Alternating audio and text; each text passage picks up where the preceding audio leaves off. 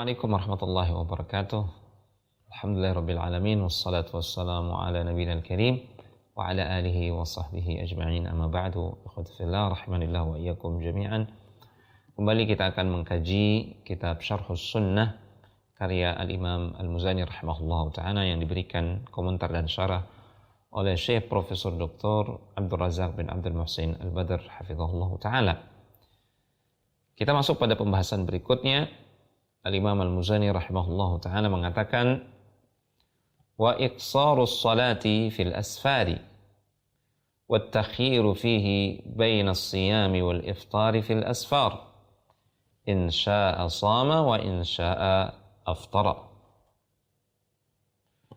Di sini beliau rahimahullahu ta'ala mengatakan wa iqsarus salati fil asfar. Di antara keyakinan Ahlus Sunnah dan amalan mereka adalah melakukan qasar salat ketika mereka berada dalam safar atau perjalanan.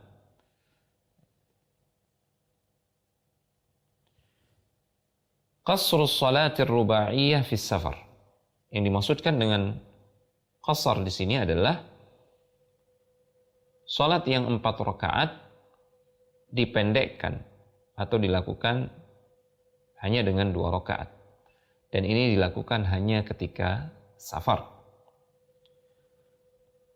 Permasalahan ini sebenarnya termasuk permasalahan ahkam, hukum-hukum fikih. Namun Al-Imam Al-Muzani rahimahullahu ta'ala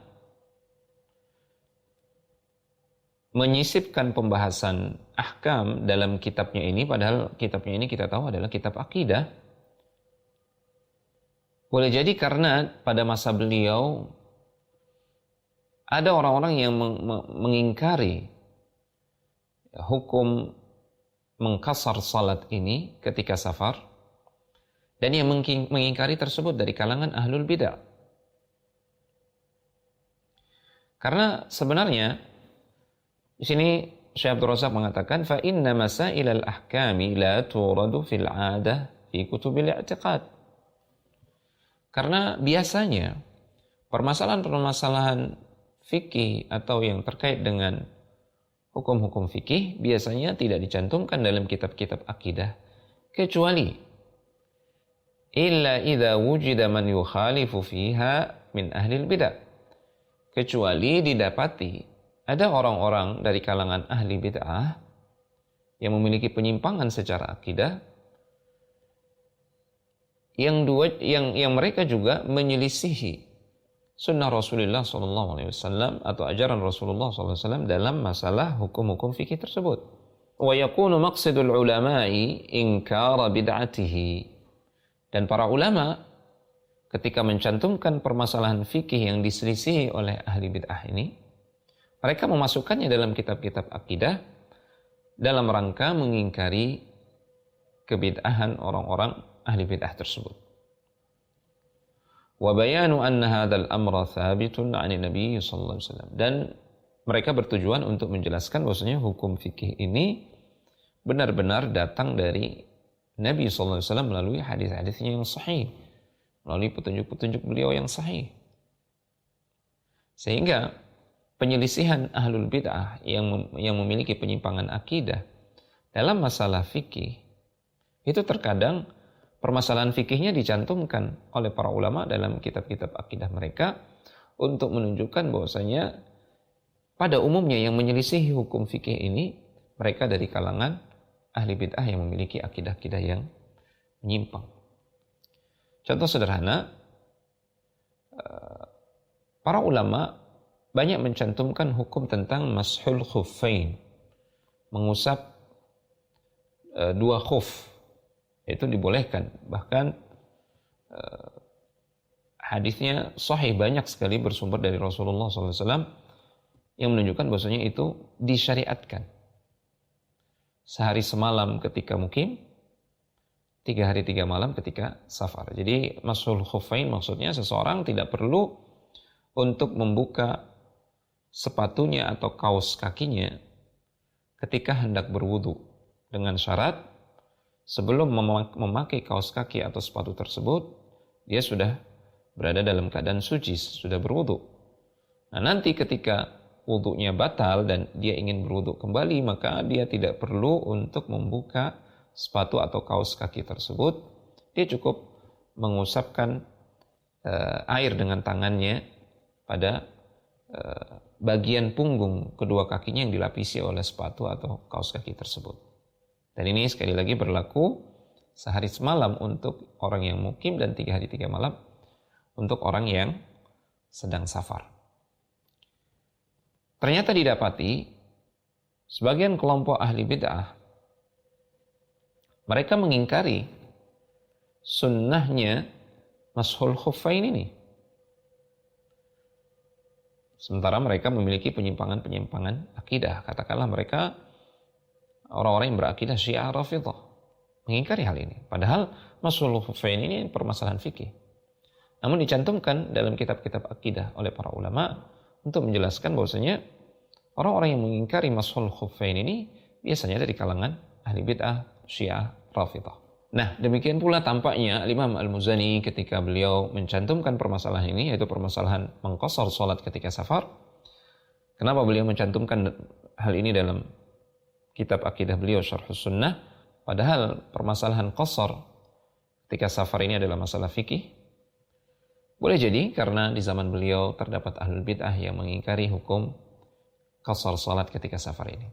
Kemudian ucapan beliau, وَالتَّخِيرُ فِيهِ بَيْنَ الصِّيَامِ وَالْإِفْطَارِ إِنْ شَاءَ صَامَ وَإِنْ شَاءَ أَفْطَرَ. Jadi, seorang musafir itu dia punya pilihan. Pertama, dia bisa mengambil rukhsah atau keringanan dari syariat untuk tidak berpuasa. Dia boleh tidak berpuasa. Karena syariat mengizinkan bagi orang-orang yang safar untuk tidak berpuasa, namun dia wajib mengqadha di kemudian hari. Ini pilihan pertama.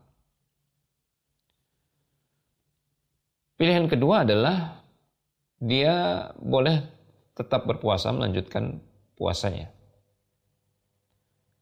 Dan dalil yang menunjukkan akan hal ini adalah hadis yang dikeluarkan oleh atau yang diriwayatkan oleh Imam Muslim dalam sahihnya dari Hamzah Al-Aslami radhiyallahu ta'ala anhu, bahwasanya beliau pernah bertanya kepada Rasulullah SAW tentang berpuasa ketika safar.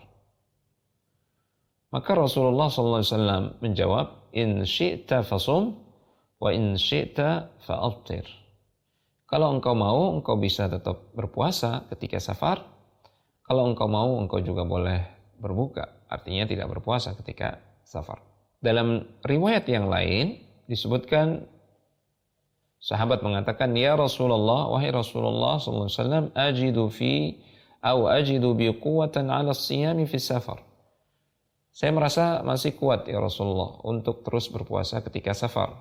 Fahal alayya junahun, apakah saya berdosa kalau saya meneruskan puasa ketika safar? Maka Rasulullah SAW menjawab, hiya rukhsatun minallah. Engkau sekalipun masih kuat, engkau tidak berpuasa ketika safar, itu rukhsah, kemudahan dari Allah Subhanahu wa taala. Faman akhadha biha, siapa yang mengambil rukhsah atau kemudahan tersebut, fahasan, maka itu perkara yang baik. Wa man ahabba an yasuma fala junaha alaihi. Namun siapa yang ingin tetap berpuasa ketika safar, maka dia pun tidak berdosa. Hadis ini sekali lagi sahih diriwayatkan oleh Imam Muslim dalam sahihnya. Demikianlah ikhwati fillah rahimanillah wa iyyakum jami'an. Al-Imam Al-Muzani rahimahullahu taala meyakini tentang disyariatkannya qashar salat ketika safar. Demikian pula bolehnya bagi orang yang sedang safar untuk tidak berpuasa. Beliau mencantumkan permasalahan fikih ini dalam kitab akidah beliau Syarhus Sunnah. Boleh jadi karena ada sebagian dari golongan ahli bid'ah yang mengingkari hal ini. Demikian, semoga Allah Subhanahu wa taala memberikan tambahan ilmu dan taufik untuk kita semua. Barakallahu fikum. Wassalamualaikum warahmatullahi wabarakatuh.